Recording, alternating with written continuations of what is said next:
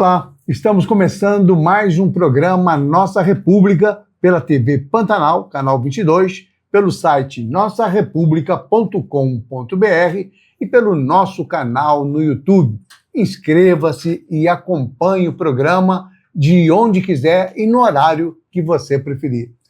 No programa de hoje vamos tratar de um problema cada vez mais recorrente, que são os golpes aplicados pela internet e suas plataformas. Fabrício Miranda Mereb é titular da primeira promotoria de Novo São Joaquim e é reconhecido por sua atuação contra a chamada engenharia social, que é usada para aplicar golpes em meios digitais. O promotor é membro coordenador adjunto do Centro de Apoio Operacional de Defesa de Dados Pessoais e Inteligência Artificial do Ministério Público de Mato Grosso. Doutor Fabrício Mereb, muito obrigado por ter aceitado o nosso convite, muito obrigado por sua presença aqui no Nossa República. Boa tarde, o prazer é todo meu aqui poder contribuir com um tema tão importante. Agradeço o espaço. Promotor Fabrício, o senhor tem se destacado por alertar aí sobre os riscos dessa chamada engenharia social.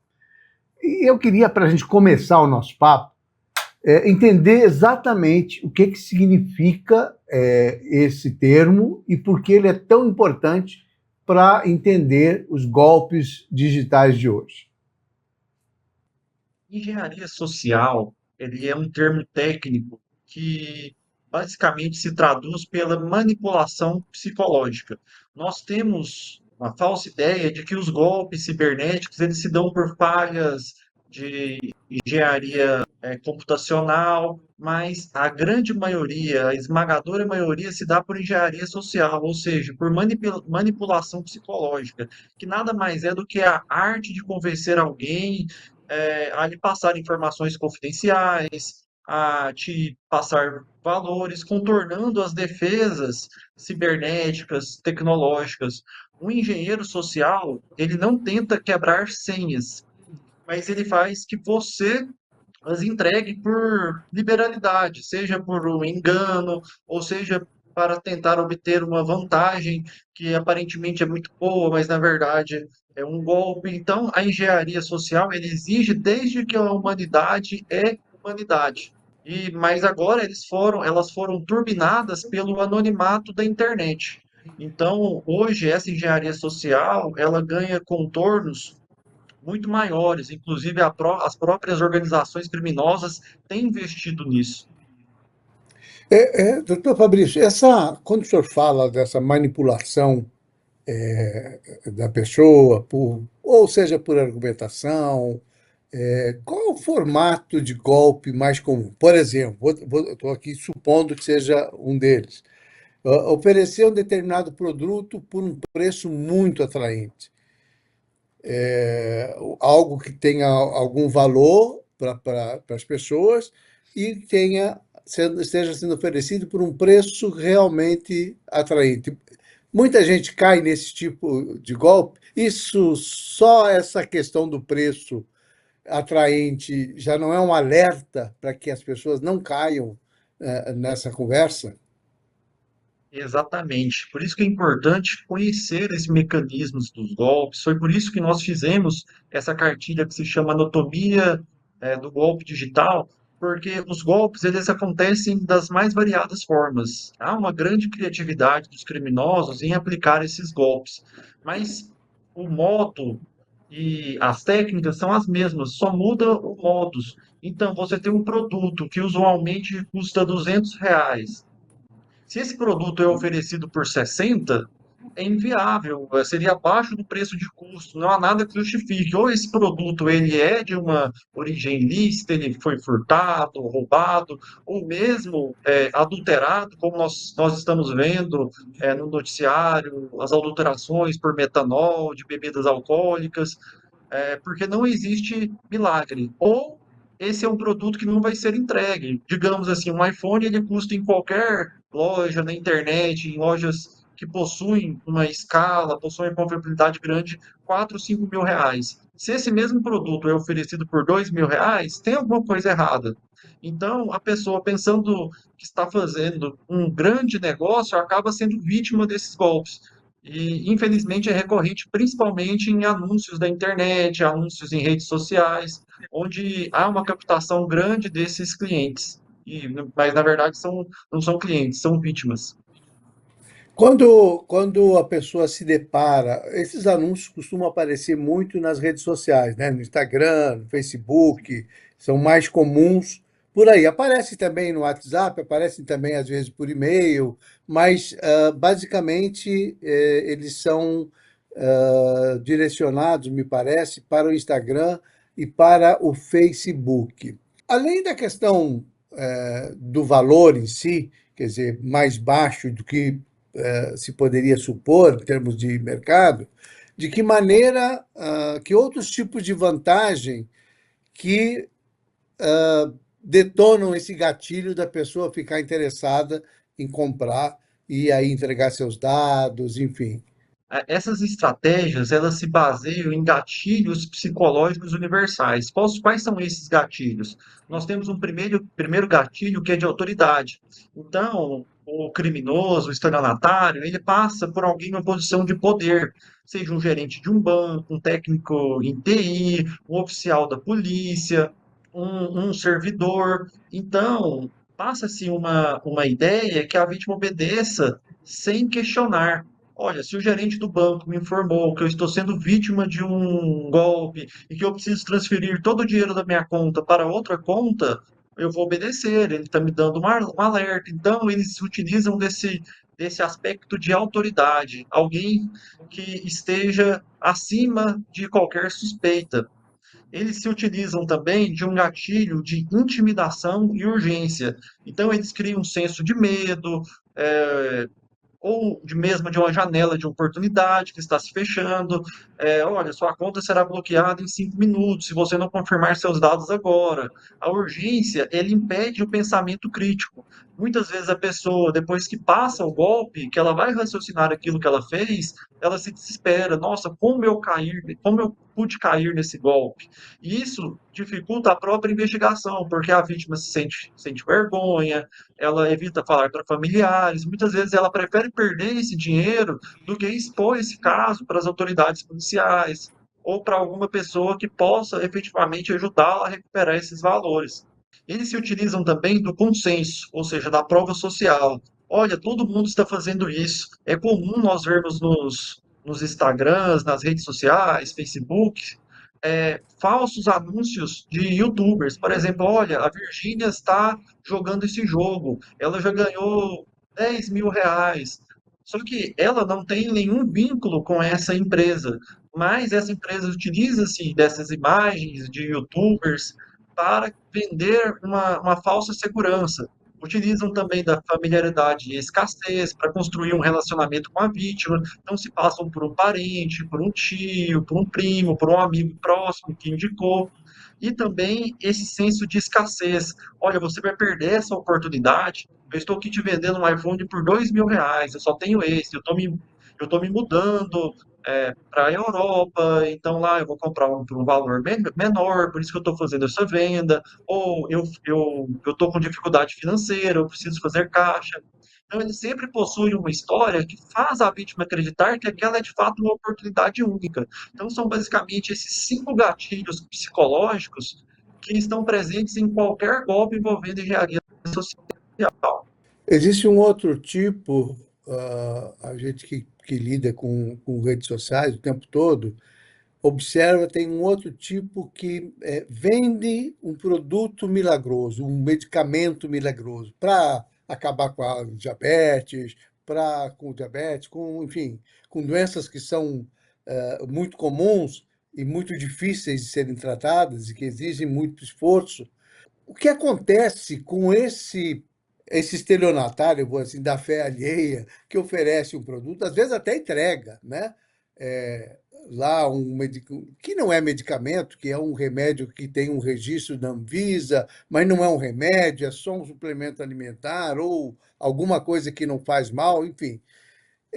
O que eu queria lhe perguntar é o seguinte, quer dizer, como isso é muito comum e as pessoas acabam gastando um dinheiro que às vezes não tem com a ideia falsa, porque existe uma técnica, né? Se pegar todos esses anúncios, eles são muito iguais, ele tem um começo, um meio e um fim, e, e técnicas de persuasão, né?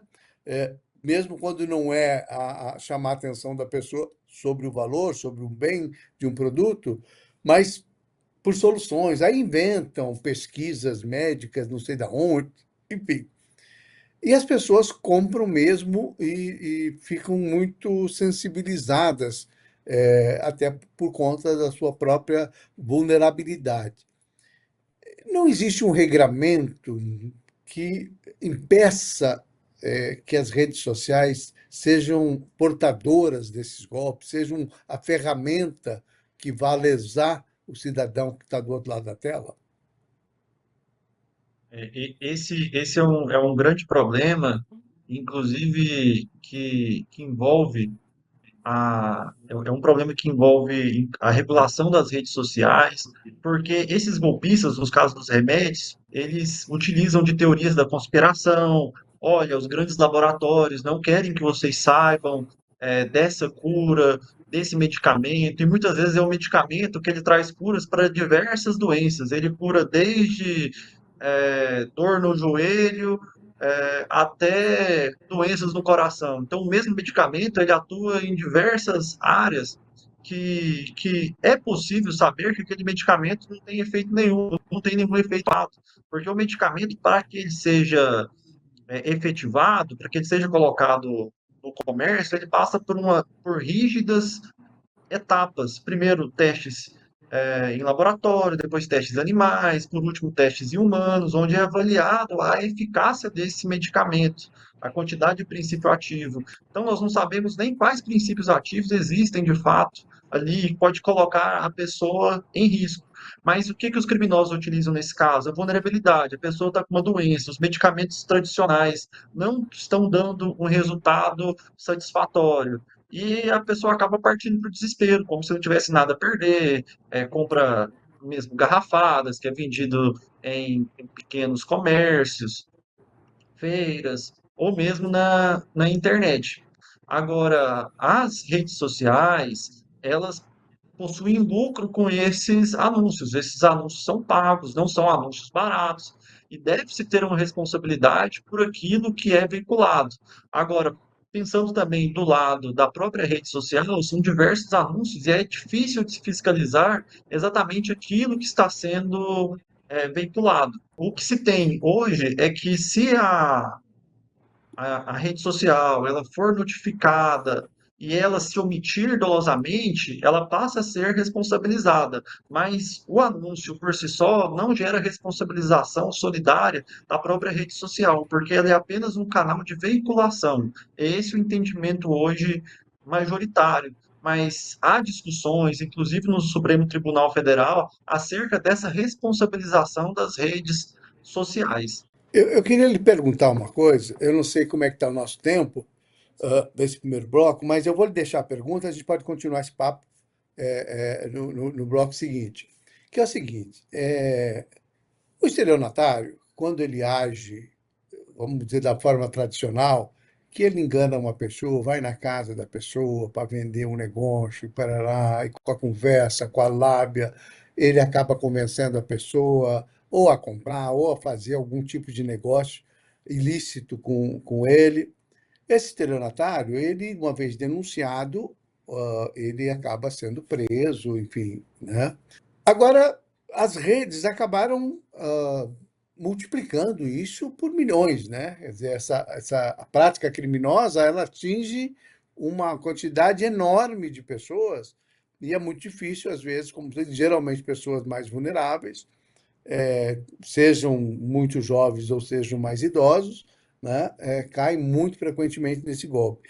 Não existe, ainda que, como nós não temos uma regulamentação ainda definida, fechada, finalizada, com uma legislação consolidada pelo Congresso Nacional, enfim, e esse debate vem se prolongando há algum tempo, né? Já devia ter algumas coisas, mas não existe algum mecanismo que o Ministério Público possa, de alguma maneira, ao observar uma muito provável venda ilegal ou um golpe está muito evidente, né, pelas técnicas utilizadas, não consegue ele, de alguma maneira, acionar as plataformas para que aquilo seja retirado, enfim, ainda que nesse momento não se criminalize a plataforma, né, não se responsabilize as plataformas por falta, mas por uma ação já do próprio Ministério Público. É possível isso?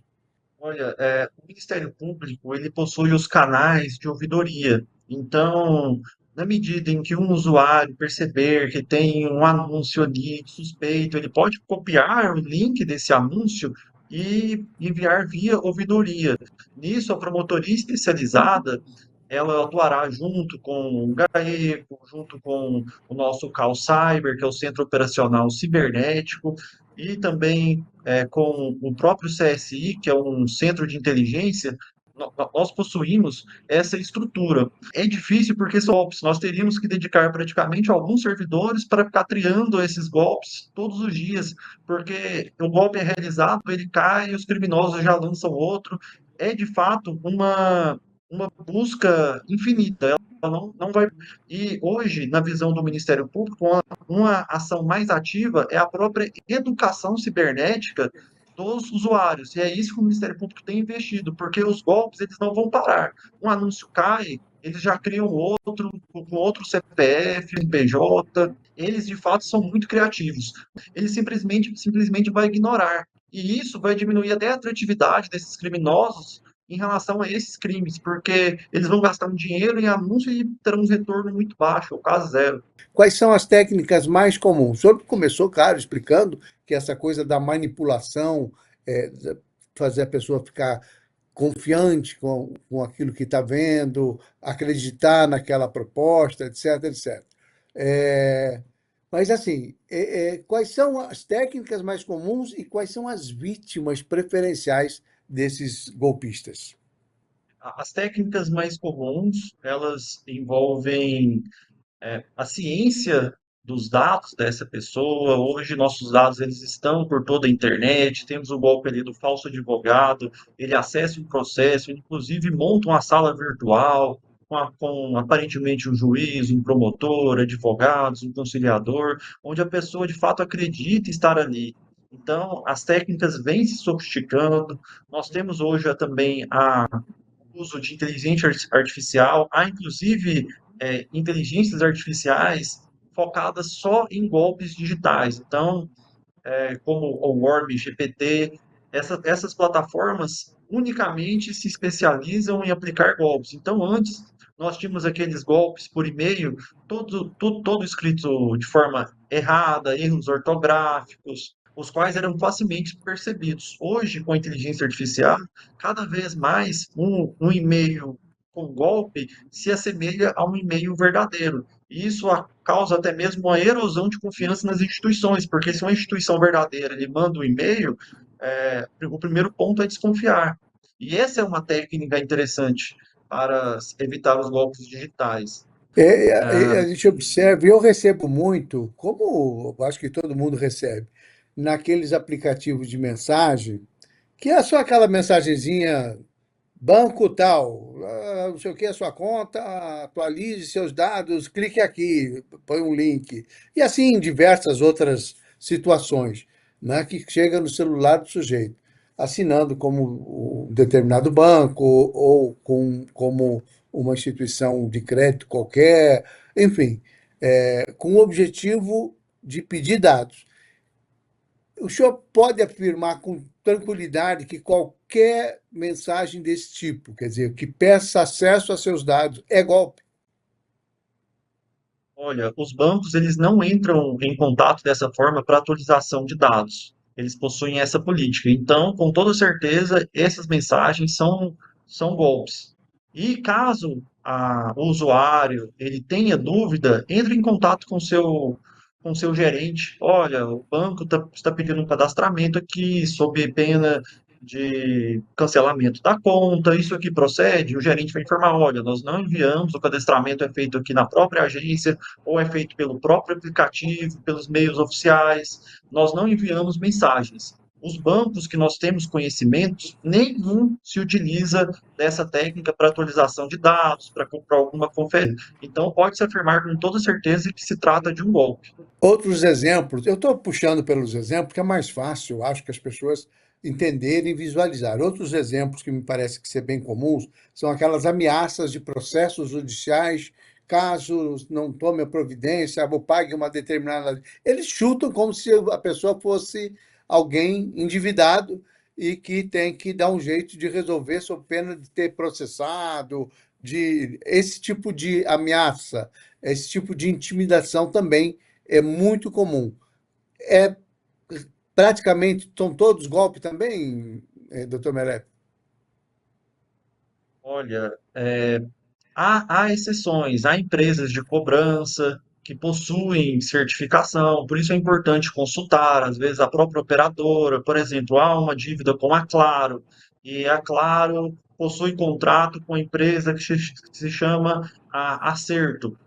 E essa empresa, de fato, possui autorização para fazer essas negociações, de fato, essa dívida existe, mas é importante não fazer o pagamento nesse primeiro contato, conferir para que não seja vítima de um golpe. E nós temos um problema de vazamento de dados. Então é possível que o golpista ele tenha acesso a informações verdadeiras. Pode ser que ele tenha acesso a uma dívida real que existe, seja por um protesto, seja por uma judicialização, ou mesmo um vazamento dentro da própria empresa, que por meio desses dados, olha, você possui um dado de uma fatura vencida no mês de abril, que de fato essa fatura está vencida. Só que o golpista, por meio desse dado, ele passa uma confiança, ele possui o seu CPF, ele possui o seu endereço, e pior, há informações, nós tivemos vítimas aqui no estado de Mato Grosso, em que pessoas passando por facções criminosas, Comando Vermelho, PCC, eles com os dados, eles possuíam o endereço da pessoa, eles possuíam o nome completo, eles possuíam o CPF, efetuavam ameaças. Olha, nós somos aqui do Comando Vermelho, você fez alguma coisa que desagradou o nosso chefe, para que você não seja executado, para que você não ganhe um salve, nós precisamos que você transfira valor X para a nossa conta. Então, sempre desconfiar dessas dessa utilização desses dados, fazer uma dupla checagem, nesse caso das organizações criminosas, procurar a delegacia de polícia, no caso dessas instituições, confirmar, olha, se é a Claro que eu estou devendo, eu desligo o telefone e ligo na Claro, olha, recebi uma cobrança por meio da empresa tal, eles possuem autorização para negociar essa dívida? Se a empresa confirmar essa autorização, você tem um sinal verde. Se não houver essa autorização, você tem um sinal vermelho. Então, você não deve negociar sob aspecto nenhum. Bom, a gente sabe, eu só queria que o senhor frisasse para a gente qual é o perfil da vítima mais recorrente, vamos supor, a mais vulnerável. São idosos, são jovens, escolaridade, o que que determina que a pessoa seja mais vulnerável, mais sujeita a ser uma vítima de um golpista? Olha, esse é um dado que chama bastante atenção, porque nós pensamos que as principais vítimas são os idosos, né? Só que não é tanto verdade. As duas principais faixas etárias vítimas são de fato os idosos, mas também os jovens entre 16 e 29 anos, principalmente pela grande exposição a redes sociais, pelo por aquela promessa de falso ganho, uma falsa vantagem financeira, por exemplo, é oferecido falsos empregos, falsas propostas, trabalhe pela internet, ganhe dinheiro fácil, seja empreendedor, inclusive no YouTube, alguns YouTubers vendem essa promessa que empreender é muito fácil ganhar dinheiro. Então, esses golpistas se aproveitam disso. É um investimento em criptomoeda, uma pirâmide financeira, onde essa juventude também é vítima. Já a faixa etária mais elevada, eles possuem um perfil de golpe diferente. é aquele golpe em que se passa um falso relacionamento amoroso. Inclusive, nós tivemos casos aqui no estado de Mato Grosso em que pessoas acreditavam estar numa relação amorosa com o Elon Musk, com um sheik árabe, com um príncipe africano. As pessoas, por uma carência, acabam se envolvendo, trocam imagens, daí surge, no meio dessa relação, após construir um vínculo de segurança, esse golpista, ele pede valores, olha, eu tenho joias a serem resgatadas, mas eu preciso efetuar um pagamento de uma taxa, os meus valores estão bloqueados, eu preciso dessa ajuda aqui para liberar esses valores e visitar lá no Brasil, ou para que eu possa mandar o dinheiro da passagem para você vir. E nisso as vítimas já, depois de um longo relacionamento, os criminosos se dedicam a meses, elas começam a vender casa, carro, fazem escondida dos filhos. Esse é um dos principais pontos em que os idosos são vítimas. Falando em dados, quer dizer, existe uma diferença, por exemplo, nos golpes aplicados em grandes cidades brasileiras e no interior do estado, ou é o mesmo tipo de golpe, é a mesma ladainha assim, sempre para retirar dinheiro das pessoas ou para captar dados que deveriam ser sigilosos? Hoje a internet ela rompeu essas fronteiras físicas, então o modus operandi é o mesmo. Inclusive, um estelionatário lá de São Paulo, do Rio de Janeiro, ele aplica golpes aqui no Mato Grosso e vice-versa. Temos casos aqui de grandes estelionatários em Canarana, em cidades pequenas, aplicando golpes em grandes centros. Então, a ladainha é basicamente a mesma, a internet ela democratizou esses golpes. Hoje é muito fácil você aplicar golpes em qualquer região do país, a conversa é sempre a mesma e eles possuem uma porcentagem de vítimas que cai e tornam esse negócio altamente lucrativo e de difícil descoberta, porque se utilizam de dados falsos, se utilizam de todo um esquema criminoso para dificultar as ações policiais e penais. Existem golpes mais elaborados, dirigidos, por exemplo, para empresários, para produtores rurais, para gente que tem muito dinheiro. Existe um golpe dirigido que não é esse golpe que é todo mundo cai, mas um golpe feito pela internet, com documentação, com isso, com aquilo, que possa, por exemplo, a venda de uma carga de um determinado produto que é muito importante na lavoura. Existe esse tipo de golpe, o cara comprar pela internet, pagar para receber a carga, etc. Às vezes até se passando por uma empresa, uma loja, um comércio importante, conhecido nacionalmente, uma indústria. Isso é frequente também, promotor? É frequente, inclusive grandes agropecuaristas já foram vítimas de golpes. Tivemos um golpe da falsa intermediação de gado, onde uma compra de aproximadamente 1 milhão de reais, por um intermediário, ele conhecia um vendedor, esse vendedor era real, e o comprador também era real, pessoa honesta. Só que tinha esse intermediador no meio. E nessa intermediação, o dinheiro foi pago não para esse produtor rural que estava vendendo, mas para o estelionatário. E quando o comprador foi buscar esse gado, o vendedor disse: Olha, eu não recebi nada. Ele falou assim: Ah, mas eu mandei para sua conta, como que não chegou aqui? A conta que você apresentou, olha, essa conta não é minha, te passaram a outra conta. E nisso o dinheiro já tinha sido pulverizado em outras contas. Temos também envolvendo o falso boleto bancário, o boleto adulterado. Então, aquele grande produtor ou empresário, ele possui uma quantidade grande de boletos, e nisso é colocado um boleto adulterado ali no meio, onde é feito o pagamento sem uma correta checagem. Temos também envolvendo grandes empresários a questão de pirâmides financeiras.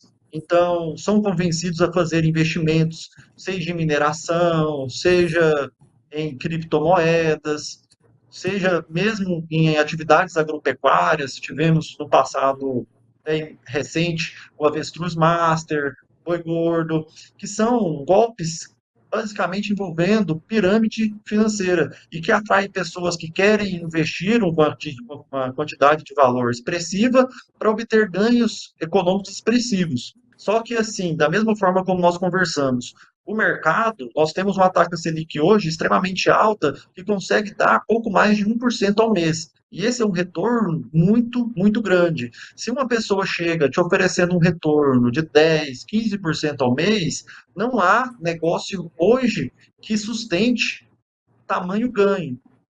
Nem mesmo tráfico de drogas talvez sustentaria um ganho tão grande. Então, a pessoa deve desconfiar dessas propostas tentadoras, valores muito altos. Sempre optar por instituições que estejam registradas oficialmente, que tenham um lastro de confiabilidade, não investimento em instituições que nem podem ser chamadas de instituições, mas em empresas que estão ali só mesmo para lesar, eles funcionarão por um tempo, a própria pirâmide mantém aquele negócio funcionando e dando um retorno aparente, até que outras pessoas caiam, eles realizem o lucro e fujam. Bom, agora nós estamos gravando hoje esse programa, 7 de outubro, e a gente noticia aqui no Nossa República uma operação conjunta com a polícia de Goiás, Mato Grosso, de vários estados, de um golpe, de golpistas que vêm sendo aplicando golpes aqui de compra de soja, de venda, o senhor deu o exemplo aí do gado, e que já pode somar na expectativa do Ministério Público da Polícia algo em torno de 120 milhões de reais. Então é muito dinheiro envolvido, às vezes, numa estratégia de golpe desses, né?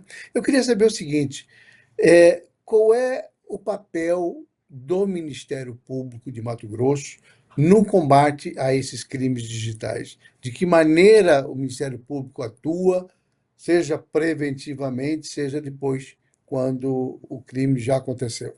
Preventivamente, nós estamos investindo massivamente na educação desses golpes, como eles acontecem, quais são os canais, caso você seja vítima, que você possa procurar, porque o tempo ele é importante para a recuperação desses valores. Então, essa educação, ela trará resultados na diminuição da quantidade de golpes e nisso na própria efetividade da persecução penal, porque menos golpes o nosso aparato estatal terá mais condições de fazer essa repressão. Hoje nós estimamos que a cada 16 segundos tem um golpe digital no Brasil. Então, é impossível que nós tenhamos um aparato, tanto pessoal quanto de estrutura física, apto a combater todos esses crimes. Muitos deles ficarão sem punição.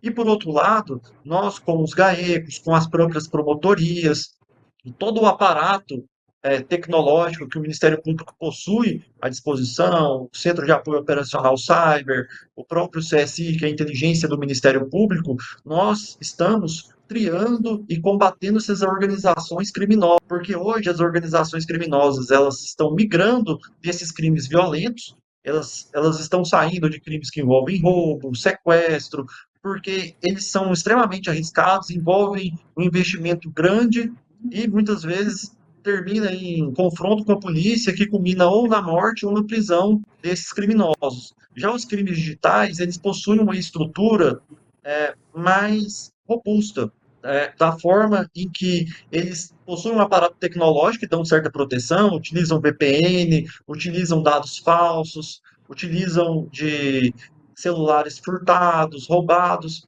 que dificultam a ação da polícia. Então, hoje o Ministério Público está focado no combate das organizações criminosas e combater as organizações criminosas passa necessariamente para combater esses golpes digitais e quebrar financeiramente essas organizações. Então, o Ministério Público está fazendo várias operações e investigações nesse sentido. Eu queria falar de uma outra coisa que eu acho que é muito importante, que favorece os golpes, que é a questão da inteligência, do uso da inteligência artificial. Lá no primeiro bloco, o senhor fez uma falinha que tratava desse assunto, mas eu queria reforçar, porque hoje eu fui ver anúncios, tem anúncios na internet que reproduzem uma personalidade pública conhecida, com credibilidade, ou muito conhecida da população, fazendo o anúncio, vendendo aquele produto que é, obviamente, um golpe, né? Mas que, com a inteligência artificial, aquela pessoa passa a ser reproduzida. Eu vi aí artistas, apresentadores de televisão, vendendo coisas absurdas nas redes sociais, em posts, e as pessoas, como se identificam, né, com aquela pessoa que é pública, que é conhecida, acabam acreditando. E aí, no caso da inteligência artificial, alguma regulamentação também, alguma observação para que a pessoa que está aqui do lado de cada tela tenha a consciência de que aquilo pode ser um golpe? Olha, esse é um caso sério, porque a inteligência artificial é algo novo. E a potencialidade dela também é, de certa forma, desconhecida. Mas aquilo que nós já temos conhecimento é algo alarmante, porque ela consegue reproduzir a nossa voz com uma veemência muito grande, com uma acuidade muito grande, e até mesmo imagens. Apenas uma pessoa que analisa com muito detalhe consegue identificar que aquilo ali é uma inteligência artificial. Hoje, nós recomendamos que tenha a conduta de confiança zero. Sempre desconfie, viu um anúncio, aquele anúncio chamou atenção, pesquise, porque muitas vezes a própria internet já entrega alguns canais de comunicação que aquele anúncio é falso. Há essas divulgações. Ou se você percebe que aquele site não é um site tão conhecido, não possui uma estrutura tão robusta, é um site novo, evite. Tenha esse padrão de confiança zero e faça sempre uma dupla checagem. Dependendo de uma pesquisa simples pela internet, vai identificar outras pessoas relatando aquele golpe. Então é importante que a comunidade registre esses casos, que tenha um canal onde possa se identificar essas fake news, ou mesmo esses golpes digitais por inteligência artificial, porque eles de fato parecem ser verdadeiros. Há um grau de confiança naquilo que está sendo produzido muito grande. Só que é necessário se ater aos detalhes e sempre pesquisar.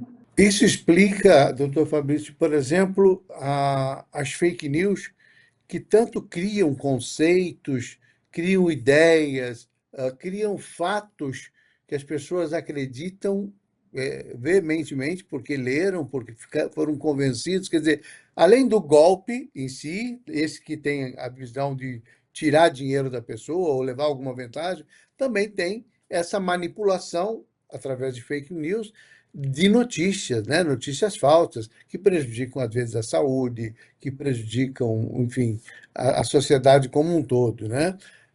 A gente tem assistido muito, principalmente na política, esse tipo de problema que é muito sério, né?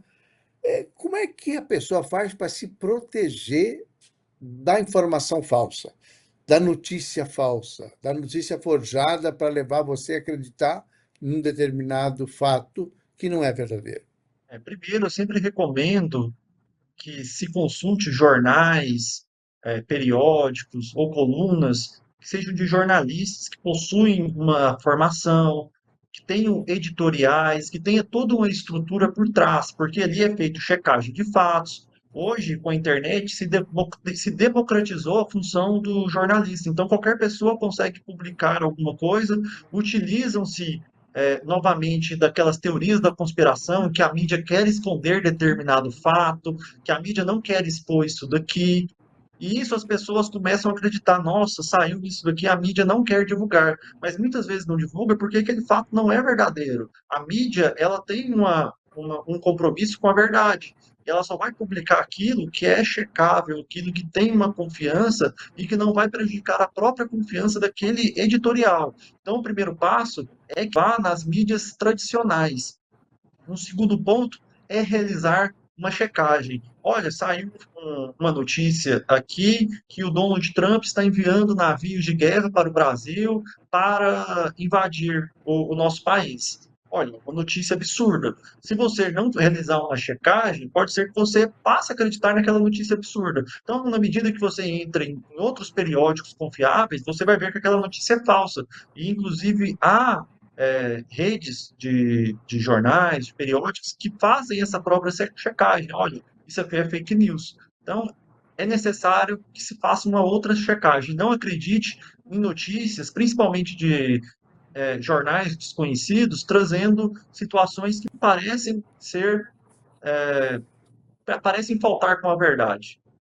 Doutor Fabrício, a gente vê que realmente é uma situação extremamente difícil, leva as pessoas a acreditarem em situações ou não reconhecer. Quer dizer, vou pegar um exemplo.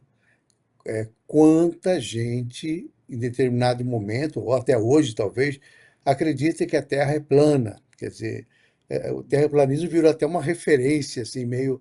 Porque as pessoas são levadas a acreditar em coisas que o homem nunca foi à Lua, que é uma outra conversa, né, muito Nossa, é recorrente absurdo. aí para doutrinar as pessoas a acreditarem em certas coisas, né?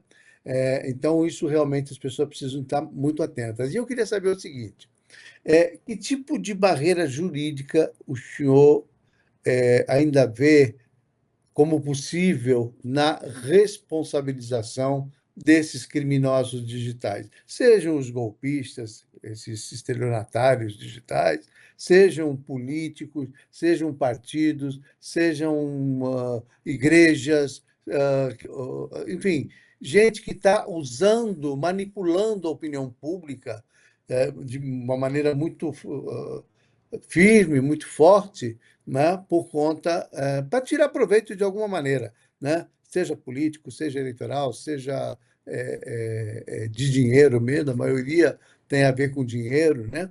E aí eu queria saber, o senhor, como é assim, essa responsabilização, como é que ela pode se dar? De que maneira o Ministério Público consegue, olha, isso aqui foi feito, foi produzido, merece uma investigação, quem colocou, quem publicou, porque a sensação que a gente tem é que tudo está aí, mas fica tudo impune, né? Ou tenta se colocar tudo sob a responsabilidade, que eu acho que tem, das plataformas digitais, né? Eu acredito piamente que elas têm que se responsabilizar por aquilo que publicam, porque, veja, doutor Fabrício, eu sou jornalista há 40 anos, mais de 40 anos, na verdade, e eu tenho regras para seguir. E se eu publicar uma mentira, uma notícia falsa num jornal, no meu site, na televisão, no programa que eu apresento, eu estou suscetível a ser responsabilizado, respondível e criminalmente por aquela informação que eu fiz veicular, ou que eu veiculei. Então, existe um regramento para a vida real muito forte. O veículo responde, eu pessoalmente respondo como profissional, né? Então, existe um regramento para a vida real.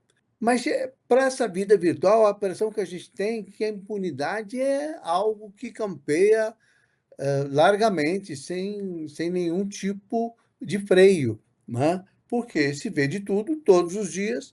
É, aqui, show, o Ministério Público, que combater esses golpes digitais virou uma necessidade, né? E aí eu queria saber o seguinte, quer dizer, o senhor falou em conscientização, comunicação é importante, você educar as pessoas de uma maneira geral, mas não pode ser um negócio tímido, tem que ser um negócio amplo, né? Sociedade inteira combatendo isso, os veículos todos sérios combatendo isso, com campanhas de conscientização, mostrando o que é o golpe, como é que faz, como é que funciona, o que é verdade, o que é mentira. Mas mesmo assim, as pessoas vivem em bolhas e acabam acreditando naquilo que querem. Como é que resolve isso?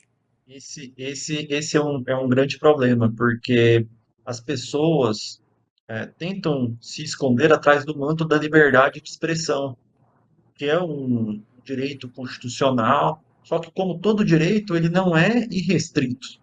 Por exemplo, eu não posso utilizar dessa liberdade de expressão para utilizar para um crime de ódio, por exemplo. Eu chego aqui e digo que todos os nordestinos devem morrer. Olha, eu tenho liberdade de dar minha opinião, mas eu tenho limites. Eu não posso instigar assassinatos de pessoas inocentes de uma etnia. Inclusive, eu posso estar incorrendo no crime de racismo. Mas a nossa legislação ainda carece penas efetivas, penas que sejam altas, criminalizações específicas. Nós temos algumas restrições ali do âmbito eleitoral que de fato têm sido efetivos, mas é difícil você de repente vincular aquela notícia falsa ao próprio candidato. E por isso que muitas vezes tem várias news que favorecem determinados candidatos, mas eles continuam elegíveis e provavelmente serão eleitos sem nenhuma vinculação, porque essas fake news são realizadas por terceiras pessoas que aparentemente não possuem a vinculação direta com ele. Então ele não pode ser prejudicado. E esse anonimato que a internet, que ela consegue dar, também é um manto. Até que se faz toda uma investigação, que se apura qual IP verdadeiramente saiu aquela notícia, quem começou a espalhar ali na própria internet, em grupos de WhatsApp. Temos também dificuldade de investigação nos próprios Telegrams, porque uma imagem ela é compartilhada várias vezes e tem uma dificuldade em se achar a origem daquele fato. Mas o Congresso ele precisa discutir, precisa entender que as fake news possuem um efeito avassalador, não se pode deixarmos de punir sob o manto da liberdade de expressão, porque há outros direitos igualmente importantes que são atacados por essas notícias falsas. E uma pessoa que divulga essas notícias falsas, ela certamente ela não é uma pessoa honesta, porque ela está utilizando de mentiras para um objetivo. Então já mostra que ela possui ali uma natureza não proba. Agora, o nosso Código de Processo Penal, o nosso Código Penal, ele precisa evoluir muito, porque o sistema nosso investigativo, ele é lento, e muitas vezes essas notícias, o estrago é feito em questão de minutos, questão de horas. Já a notícia se espalha e já é muito difícil tirar do ar. Inclusive, o Supremo Tribunal Federal revogou o artigo 19 do Marco Civil da Internet, onde ele permitiu que essas plataformas elas possam ser notificadas para retirada, inclusive de forma privada. Podem ser por ordem judicial ou mesmo diante de um ilícito grave, um conteúdo muito grave, pelo próprio dever de cuidado.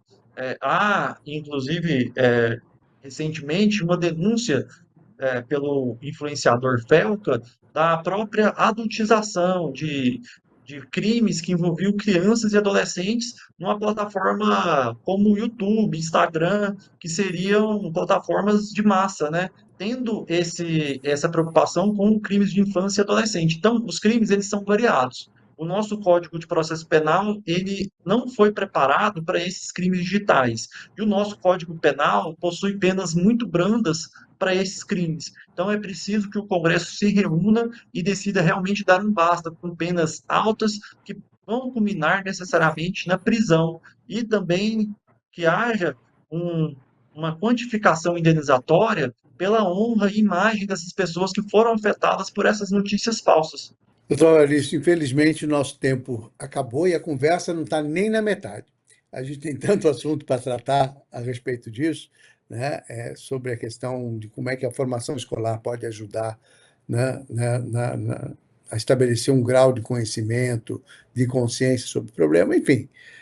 Mas eu agradeço muito a sua Eu que presença, a sua agradeço. paciência aqui na nossa República.